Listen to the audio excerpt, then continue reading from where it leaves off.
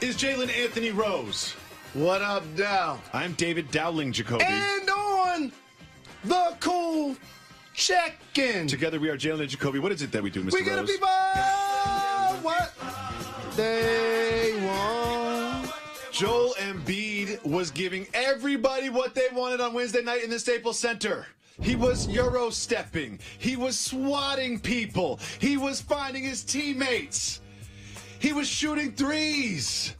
He had the entire Lakers team in the palm of his hand and won over the nation with a 46-point, 15 rebound, 7 assist, 7 block stat line that made NBA history. This is after he scored 36, after he scored 32 and 16 on the Clippers. Jalen, is Joel Embiid the king of Los Angeles? Modern-day version of Hakeem Olajuwon. That's been spoken into this microphone before. And I want to break down his game from a blank canvas. We get so caught up in his terrific personality, the way he's engaging on social media. He has fun quotes to the media. He's great. But his actual basketball game Better. is throwback. It's almost ugly at times. It's modern at the same time. And it's everything. beautiful. His elbows are everywhere. Footwork. His knees are everywhere. He's not the fastest guy off his feet. He's not the quickest guy with the handle. His jump shot is slow. But being 7 foot tall, he has all of the heart, All of it. the size, the power, but more importantly, talent and skill. This guy in the post can turn face up, hit you with a hezzy, and make a 15-footer. This guy can be on the post, turn over both shoulders, do a hook, do a step through, do a dream shake, do an up and under. This guy can catch and shoot the threes. This guy can play from the elbow and pass the ball to other teammates. You watch the game, and he's like, I've got Julius Randle covering me. In the fourth quarter, they put Julius Randle on him on possession after possession. He's just like, just give me the ball. They put Bogut on him. He's like, just give me the ball. Like, there was no answer for him, inside, outside, everything last night. And this is why I acknowledge that comparison. During my career, there were only 2 guys I remember being on the floor with, and I'm like, on offense, he's the best player. On defense, he's the best player, too. This is crazy. Give me the names. Michael Air Jeffrey Jordan, Hakeem the Dream, Olajuwon. No Shaquille O'Neal? No Shaquille O'Neal in the finals? I love Big Diesel. No Shaquille O'Neal? Never led the league in boards, never led the league in blocks, and when it was time to run pick and roll, where is he? Okay. Now, on the other end, he was that anchor of dominance. He was more of an offensive dominant big. So you would, when you look at Embiid, you would say that he is both offensive and defensively dominant. Look right here. In the third quarter, he had 5 blocks, ended with 7. In the fourth quarter, he had 19 points, ended with 46. That's supreme dominance. And so this young man, the sky's the limit, everybody knows, for his potential. But it's so effortlessly that when you look down at the stat sheet, he's going to be getting monster numbers. It's the numbers, it's the game as you described, but it's also the smile, the shimmy, and the post-game jokes, like this one when he was asked about his conditioning. Well, and against the Clippers, after that line, 32 and 16, you said you were only at about 50%. What are you at now, big boy? He's gotten a little bit up. Still working on my condition, so I'll say 69%. So I'm at 69%. Now, I know we disagree. I love the 69 jokes because I'm lowbrow and you're against them. But in this, come on, that was kind of funny. It's unprofessional. Sure. Is the word. Sure. But here's the thing about the public and the media. We gravitate to things when they're hot. So when Gronk's playing in Super Bowls, Oh, yeah. and the Patriots are virtually going We talk undefeated, about the boat cruise. he says shirt 60. off. He says 69. It's no big deal. So funny. Now, when Cam Newton starts struggling a little bit, and he has anything to say in a press conference, we're all over it.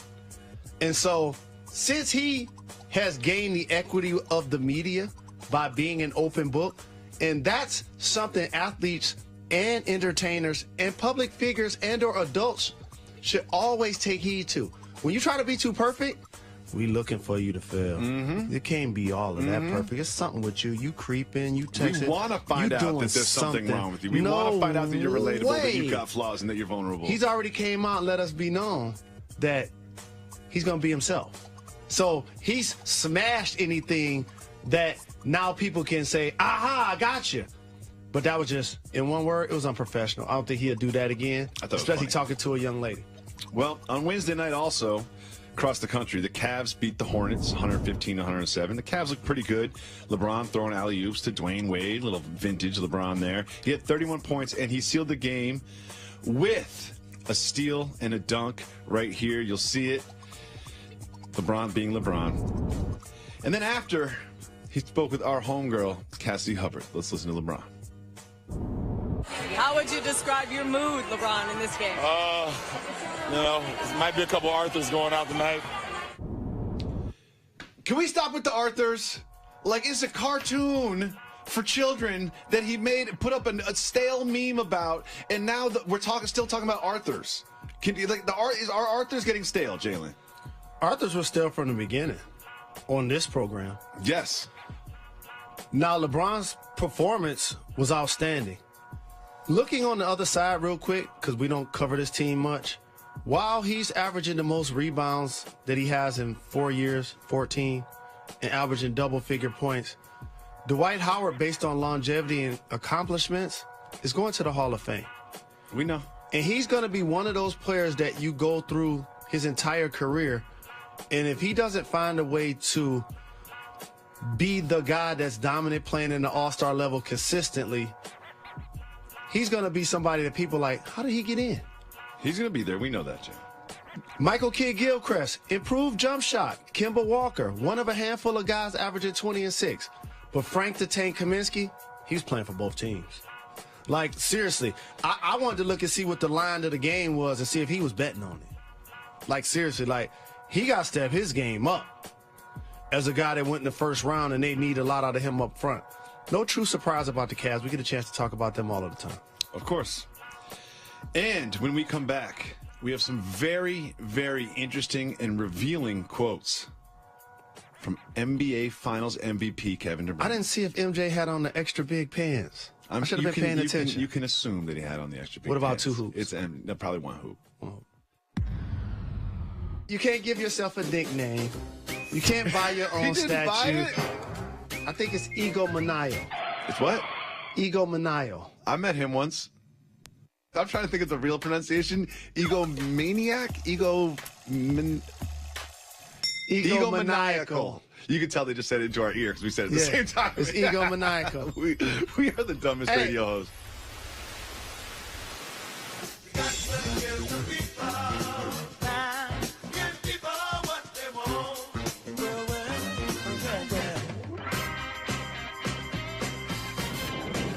Welcome back to Jalen Jacoby, Jalen Rose.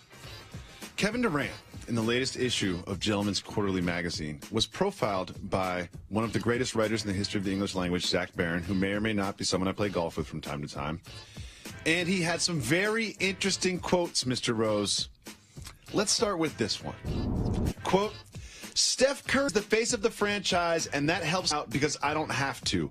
I don't want to have to be the leader. I'm not a leader. Bad at saying, stand behind me and follow me. Are you as surprised as I am that the NBA Finals MVP, someone considered to be one of the best players in the NBA, said, I am not a leader on wax? The number one knowledge that you can have between your ears is of self. When you look in the mirror, do you see yourself or your manager, your agent? Or do you see, honestly, who you are and who you hope to become, more importantly? And try to be the best version of yourself each day. He told us that when he left Oklahoma City with his decision that he didn't want to be the leader.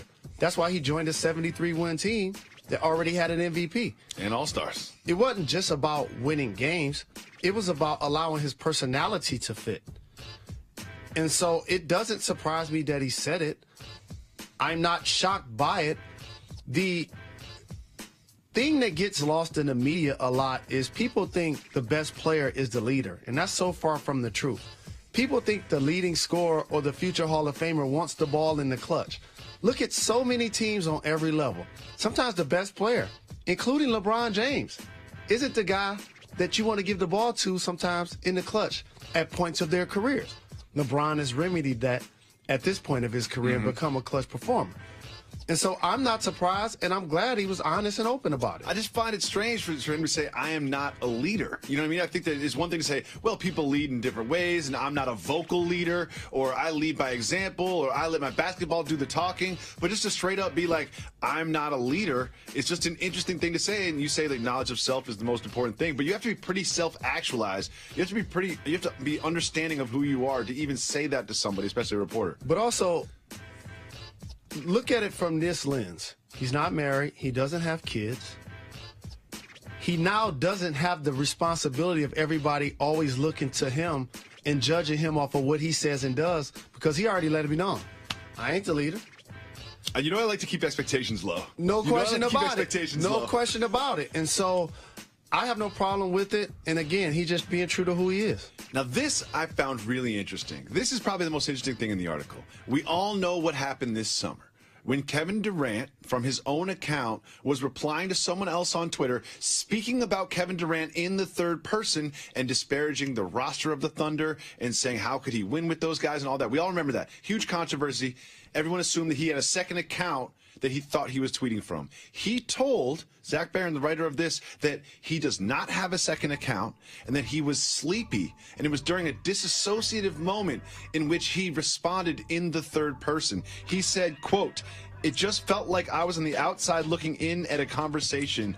I had to walk in and just be like, nah." Jalen, why is he saying that he was sleepy and that he defended himself in the third person because he was disassociating himself? Sometimes people get delusional, and you tell yourself the same lie so many times you actually start to believe it. How many times have you woken up from a nap, been a little sleepy, and just started disparaging your old teammates on Twitter? Just how many times have you done that in the third person? How many times have you done that? I think having the burner account is corny. But what ends up happening is we take too much stock in what other people have to say when we truly don't understand the trials and tribulations that they're personally dealing with in their lives. But you make a good point, because you talk about knowledge of self. Like we just talked about the leadership thing, and it's like it's understanding who you are and owning who you are in your own actions. But the same person that said, I am not a leader, and shows that knowledge of self and reveals themselves, denies that he has a burner account and kind of made up what I think is a story about what happened during that. Like, it seems like he's still at odds trying to figure himself out. Is that fair? I think he's young. And what ends up happening as you grow and you mature, you try to figure which path is going to make me the most happy, but more importantly, going to allow me to continue to maintain my sense of self-worth while achieving my goals. And going to Golden State put him in a position to do that basketball-wise. To your point, it seemed like he's still trying to iron that out personally. I wish him the best. This was also interesting. Of course, he's being compared to LeBron. They face each other in the finals. He was the MVP. They guarded each other. And here's what he said about LeBron James, quote, 4 years older than me, so he's still the big homie. I'm on the same level as a basketball player. Off the court, I learn a thing from you. But as a basketball player, I feel like it's 1A, 1B, and that's an accomplishment for me. Jalen Rose, do you think it is 1A, 1B between Kevin Durant and LeBron James in the NBA? That was spoken via KD and through you, and I'm still unclear, which is why I'm going to ask. I took that as he felt like he's 1A. Is that how you took it? I was going to ask that. He never clarifies, but to me, it seemed like he put himself as 1B.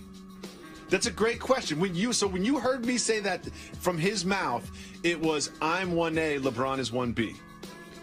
When I read the quote, it looked like he's saying that he's 1A, but really I know the definition of what he was trying to say was that he's 1B, yes. And that's an accomplishment for me to be on that level with this big homie, somebody he can learn things about off the floor. Would you say it's more accurate between Durant and LeBron to say that it is number 1 and number 2, or 1A and 1B?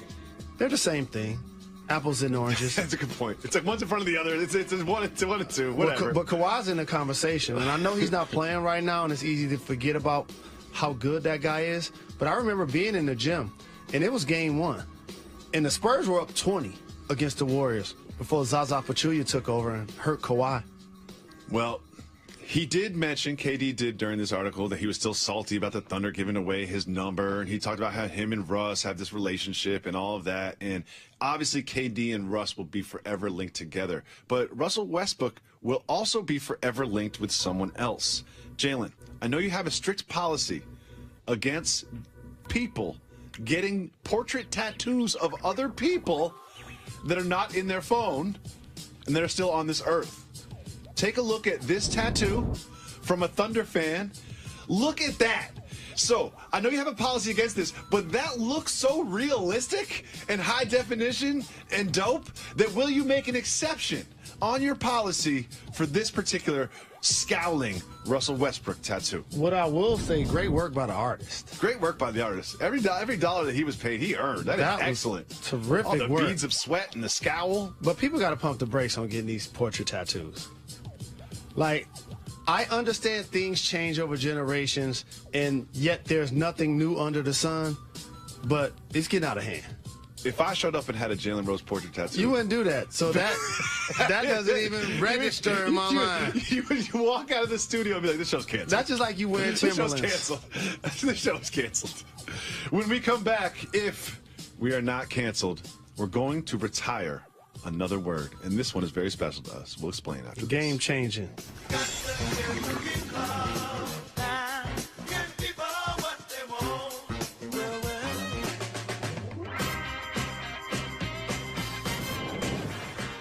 Jalen Rose, last week we retired the word swagger from the lexicon. And if you hear somebody using it, tune them out immediately. That word is over. This week, we're retiring another word, and this one is much more important to the two of us. What do you call this item of clothing? That is a V-neck, or an undershirt, I would call that. What do you call this one? That's more complicated. If I'm being fully honest, before you brought it to my attention, I would not hesitate, and I would call that a wife beater. This term isn't cultural. It isn't gender specific. But after this show, that term should never be used again to describe People of all this article ages, of clothing. all ethnicities, everybody doesn't hesitate to call that a wife beater and not even think about what those two terms mean. We did some research as how we got there. Like, how is this called a wife beater? It's actually an athletic shirt that was created in the 1800s for gymnasts. And then in 1947 in Detroit, a man named James Hartford Jr. had a mugshot all over the papers wearing a state athletic shirt where it first started the association. A few years later, in 1951, Marlon Brando appeared in an athletic shirt in a streetcar named Desire. He was also playing a domestic abuser. That's how we got here. This is how it ends. 2017, right now, we are retiring the term wife beater for an athletic shirt. Jalen Rose, do the honors. My pleasure. In the rafters. We will never say this term again, not just on this show, but in our lives, and we suggest you do the same. The Rock is filming a movie, okay? And I know you know how these work. You're a big star, you make millions of dollars, you sign up to film a movie, you get something called a rider. I need a trailer, I need this, I need that. The Rock has 40,000 pounds of gym equipment set up everywhere he films a movie, no matter where he films a movie. We've all heard stories about celebrity riders, Van Halen asking for no brown M&Ms in a bowl and all these crazy things. Well, Jalen, we've got your rider for this show. You have a very specific list of demands that you need every single day to do this show. Now, are you prepared for this topic? Have we even talked to you about this? Not at all. You never prepare for any topics. Well, guess what? We have your rider right here on screen.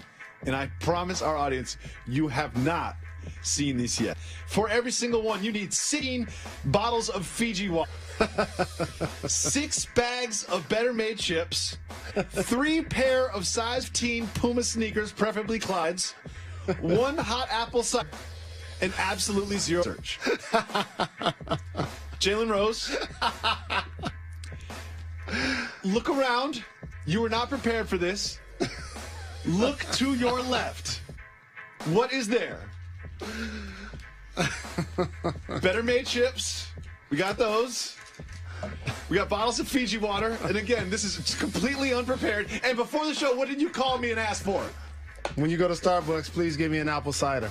A hot one. No caramel, no whipped cream. Who's a bigger diva, you or Dwayne The Rock Johnson? The Rock, no doubt about it. My stuff costs $5. I know he's got $40,000, 40,000 pounds of gym equipment. Look when he's filming in another country. Put it this way. I can move all of my items personally if I need to. He can't. Okay, I'm going to remind you that next time you ask for something from Starbucks. We'll see if you can move it from Starbucks to the studio. I can't believe I'm your gopher. I'm a co-host and a gopher. You're going anyway? I know, I am going anyway. Gotta get my English breakfast tea, man. Gotta get it. Shout to Better Made Chips for outfitting Jalen Rose and the Jalen Rose studio. I love with the boxes popcorn, upon too. Boxes. Oh, now you're gonna hit him up for more? Is that what's happening? I want to thank you for being the weirdo that you are. I want to thank our audience for tuning in, and I want to make sure that everyone subscribes to the Jalen and Jacoby podcast. You can listen to it on iTunes. You can listen to it on Google Play. You can get it on Spotify. You can get it anywhere you listen to podcasts. We'll be back tomorrow on ESPN2 and ESPN Radio, giving the people what they want. You got to give the people